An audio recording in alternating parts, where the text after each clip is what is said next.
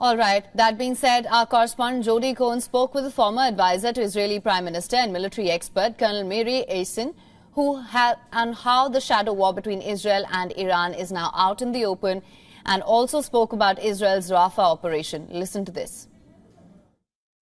Israel is expected to respond to Iran's attack. The US and UK have warned about a regional escalation. How wise or easy would it be for Israel to go it alone in a one-on-one confrontation with Iran?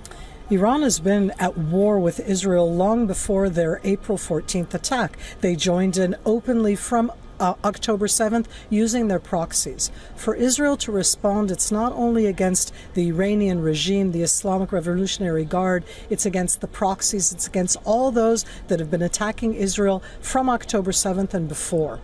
One of the aspects that happened that was unique on April 14th was Israel's cooperation with other countries. I think it would be wise if we continue to do so.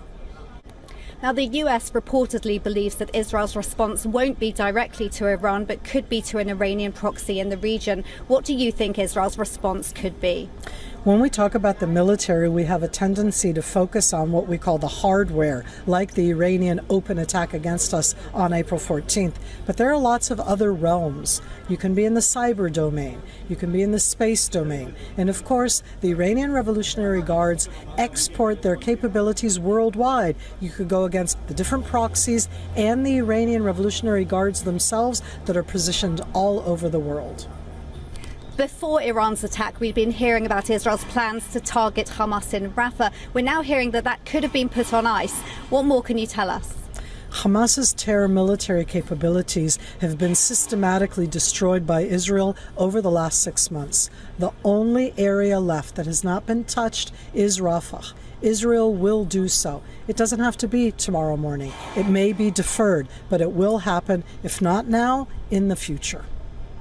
What do you think is going through Prime Minister Netanyahu's mind right now? On the one hand, he's going to feel the need to respond to Iran. On the other hand, he's likely to want to build on the international coalition that we saw working together to intercept those projectiles. What do you think is going to happen? Could we see an announcement on that? And this is despite, of course, regional opposition to the war in Gaza.